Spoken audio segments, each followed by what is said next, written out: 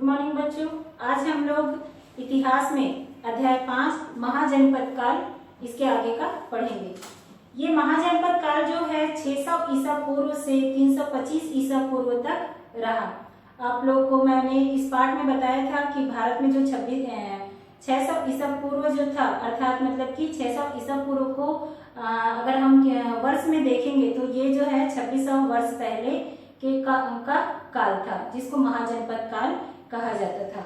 महाजनपद किसे कहते हैं आप लोग इस पाठ में पढ़े थे। और साथ में हम लोग यहाँ पर गणतंत्र और राजतंत्र शासन कैसा होता है इसको भी जाने थे, और किन किन जो महाजनपद थे वहाँ पर राजतंत्र था कि गणतंत्र शासन था, इसको भी जाने थे। अब हम लोग आगे का पढ़ेंगे कि मगध साम्राज्य का जो उदय हुआ था वो कब हुआ था और किस प्रकार से हुआ था। 554 ईसा पूर्व से 323 ईसा पूर्व तक महाजनपद काल कहा जाता है। इस काल की शुरुआत में गंगा नदी की घाटी में कोसल, वत्स और मगध सबसे शक्तिशाली राज्य थे। देखिए यहाँ पर क्या बताया जा रहा है कि जो ये महाजनपद काल था, शुरुआत में कहाँ पर शुरुआत में जो गंगा नदी की जो घाटी थी वहां पर जो महाजनपद थे वो महाजनपद कौन कौन से थे? कोसल, वत्स और मगध। ये जो थे बहुत ही शक्तिशाली राज्य थे। अवंती एक अन्य शक्तिशाली राज्य था। अवंती नाम का जो महाजनपद था वो भी एक शक्तिशाली राज्य था, जिसकी राजधानी जो थी उज्जैन थी।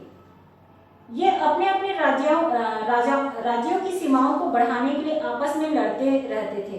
पहले के समय में क्या होता था कि राजा जो है अपने राज्य की सीमा को बढ़ाने के लिए एक दूसरे से आपस में युद्ध करते थे, और हारा हुआ जो राजा होता था उसके राज्य को जीता हुआ राजा जो है अपने राज्य में मिला लेता था। इस प्रकार से उसकी राज्य की सीमा जो है बढ़ जाती थी।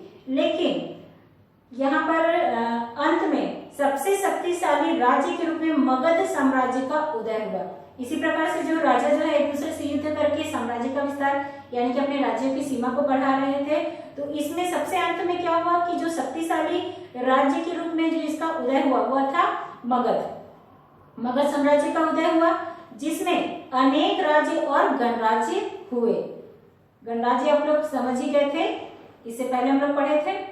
राज्य को शक्तिशाली बनाने में वहां के राजा एवं जनता के अलावा वहां की प्राकृतिक संपदा का भी काफी योगदान रहा। प्राकृतिक संपदा का योगदान किस प्रकार से रहेगा? क्योंकि जैसे कि खनिज संपदा है ना, वहां पर अगर अत्यधिक मात्रा में रहेगा, वहां पर अगर कृषि कार्य अच्छा उन्नत रहेगा तो क्या होगा, कोई भी राज्य जो है शक्तिशाली होगा, है ना। जैसे कि यहाँ हम लोग पाठ के शुरुआत में ही पढ़े थे कि राजाओं की शक्ति किस प्रकार से बढ़ रही थी कि जहाँ पर जो भी महाजनपद थे वहां पर अगर खनिज संपदा के रूप में जैसे कि लोहा मिला था तो लोहे से वे औजार और हथियार दोनों बनाते थे, और औजार का कार्य जो है कृषि कार्य में भी किया जाता है और अन्य किसी कार्य में भी किया जाता है, और हथियार का उपयोग जो है अपने बचाव के लिए या युद्ध के लिए किया जाता है। तो इससे क्या होता है, उस जनपद की जो है शक्ति बढ़ जाती है। तो इसी प्रकार से यहाँ पर क्या बताया जा रहा है कि जिनके पास में प्राकृतिक संपदा भी होगा उसकी शक्ति बढ़ने में उसका भी काफी योगदान रहता है। मगध की भूमि बहुत उपजाऊ थी, इससे कृषि उपज अच्छी होने लगी। उसके दक्षिण क्षेत्र में लोहा प्रचुर मात्रा में मिलता था, इससे औजार और हथियार बनाए जाने लगे। इस प्रकार प्राकृतिक संपदा ने मगध को शक्तिशाली बनाया। तो किस प्रकार से मगध शक्तिशाली बना इसको आप समझ गए होंगे, क्योंकि यहाँ पर की जो कृषि भूमि थी वो बहुत अधिक उपजाऊ थी और जिसके कारण से उपज भी बहुत अच्छी होती थी, और जो दक्षिण का जो क्षेत्र था वहाँ पर प्रचुर मात्रा में लोहा जो है मिलता था, और लोहे से जो है औजार और हथियार बनाए जाते थे। अब मगध के बारे में देखो, मगध साम्राज्य का उदय किस प्रकार से हुआ और किस प्रकार से ये शक्तिशाली राज्य बना, हम लोग यहाँ पर पढ़े। अब देखते हैं बिंबिसार। बिंबिसार जो था वो मगध का पहला प्रमुख राजा था। हम लोग यहाँ पर अभी मगध साम्राज्य का उदय किस प्रकार से हुआ, किस प्रकार से वो शक्तिशाली बना, किस प्रकार से वहाँ की जो भूमि का उपजाऊ होना और वहाँ पर जो खनिज संपदा मिलना जिसके कारण से उस राज्य का शक्तिशाली होना, इसको जाने थे। अब हम लोग ये जान रहे हैं कि यहाँ का जो पहला राजा था वो था बिंबिसार। उसने एक शक्तिशाली सेना बनाई। उसने सेना एवं नीति दोनों से काम लेकर मगध को शक्तिशाली बनाना शुरू किया। अब कोई भी राजा की शक्ति कब बढ़ेगी? एक तो उसकी नीति अगर अच्छी होगी तब वह शक्तिशाली, केवल सेना रहने से ही शक्तिशाली नहीं होगा, उसकी नीतियां भी अच्छी होनी चाहिए और उसकी जो सेना है वो भी शक्तिशाली होनी चाहिए, तभी वह शक्तिशाली बन सकता है। उसने सबसे पहले कौशल की राजकुमारी से विवाह किया। उसकी नीति क्या थी इसको देखिए और समझिए। उसने सबसे पहले क्या किया? कौशल की राजकुमारी से विवाह किया। इससे दहेज के रूप में उसे काशी का राज्य मिल गया। पहले के समय में क्या होता था, राजाओं की जैसा राजाओं का विवाह अगर रानियों के साथ होता था तो उनको दहेज के रूप में जो है कोई राज्य जो है उपहार के रूप में मिल जाता था। तो वैसे ही यहाँ पर कौशल की राजकुमारी से विवाह करने के बाद में उसे दहेज के रूप में काशी का राज्य जो है मिल गया। इससे क्या हुआ, उसके साम्राज्य का जो है उसका राज्य जो है उसकी सीमा जो है और बढ़ गई। इसके बाद उसने क्या किया, वैशाली की जो राजकुमारी थी उससे विवाह किया और वहां का समर्थन प्राप्त किया। समर्थन यानी कि वहां जैसे कि वहां की सैन्य शक्ति है वो भी उसे प्राप्त हो गए। उसने दूर के जनपदों से मित्रतापूर्ण संबंध रखे। दूर के जनपद से मित्रतापूर्ण संबंध रखने से उनको क्या फायदा हुआ इसको भी देखते हैं। लेकिन अपने पड़ोसी जनपद पर चढ़ाई करके उसकी राजधानी चंपा पर अधिकार कर लिया। ऐसा क्यों? ऐसा इसलिए कि दूर के जनपदों से अगर वो मित्रतापूर्ण संबंध रखेगा तो वो क्या है, उस पर आक्रमण नहीं करेगा, और वहीं पर अगर अपने पास के जनपदों पर वो चढ़ाई करेगा तो वह आसानी से उसको अपने कब्जे में ले सकता है। और दूर के जनपदों से अगर वह मित्रतापूर्ण संबंध रखेगा तो अगर मान लिया जाए दूसरे जनपद जो है अगर उसके जनपद पर आक्रमण भी करना चाहेंगे तो जो जिनके साथ उनकी मित्रतापूर्ण संबंध है वो क्या करेंगे, उनको वहीं पर रोक देंगे। इसलिए उसने इस प्रकार की नीति अपनाई थी। इसके बाद देखते हैं बिंबिसार की शासन व्यवस्था।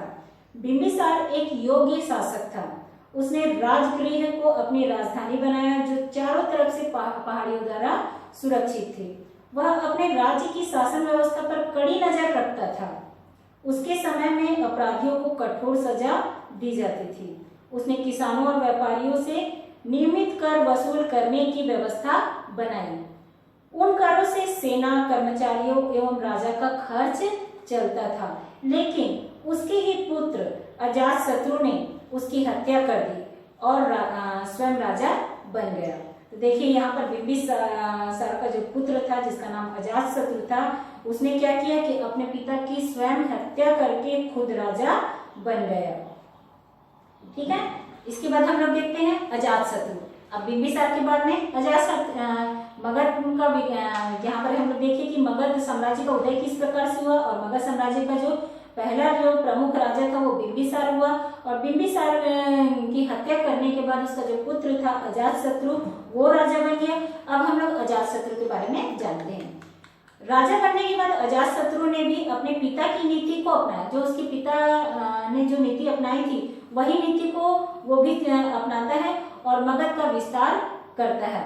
उसने वज्जी गणतंत्र में फूट डालकर उसे अपने राज्य में मिला लिया।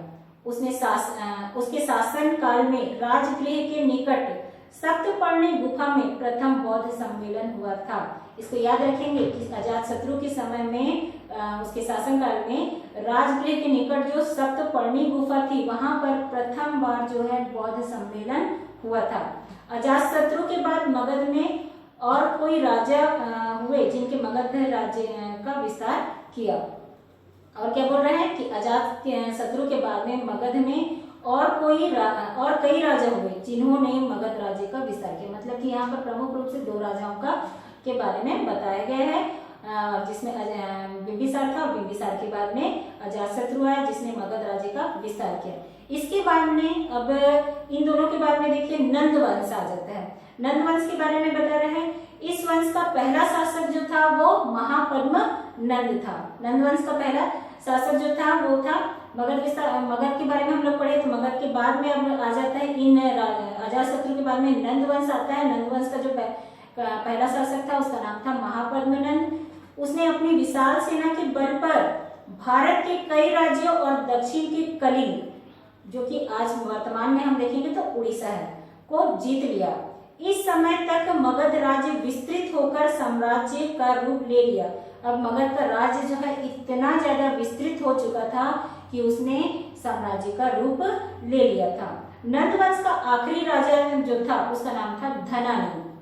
वह कर वसूलते समय अपनी प्रजा पर बहुत अत्याचार करता था, इसलिए प्रजा उससे काफी दुखी थी। यहाँ पर जो नंद वंश का जो सबसे पहला शासक था वो महापद्मनंद था। महापद्मनंद के बाद में जो आखिरी यानी कि नंद वंश का जो आखिरी राजा हुआ उसका नाम धनानंद था।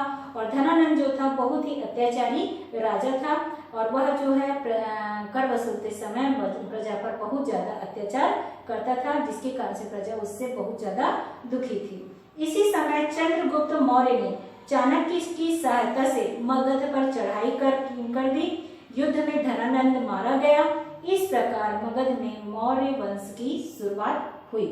तो यहाँ पर आप लोग देखिए कि किस प्रकार से नंद वंश आया है। पहले मगध का साम्राज्य का उदय हुआ, जिसके बाद में बिंबिसार पहला राजा बना। बिंबिसार के बाद में बिंबिसार की स्वयं उसके पुत्र ने हत्या करके राजा बना, जिसका नाम अजातशत्रु था। अजातशत्रु के बाद में नंदवंश आया।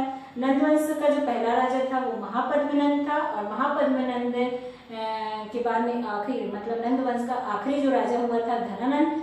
धनानंद की मृत्यु जो है चंद्रगुप्त मौर्य के हाथों से होती है और उसके बाद में चंद्रगुप्त मौर्य जो है मगध का राजा बन जाता है। तो इस प्रकार से ये पाठ जो है यहाँ पर ये टॉपिक जो है मैं यहाँ पर समाप्त करती हूँ। इसके आगे का जो टॉपिक बचा हुआ है इसको हम आगे के क्लास में पढ़ेंगे।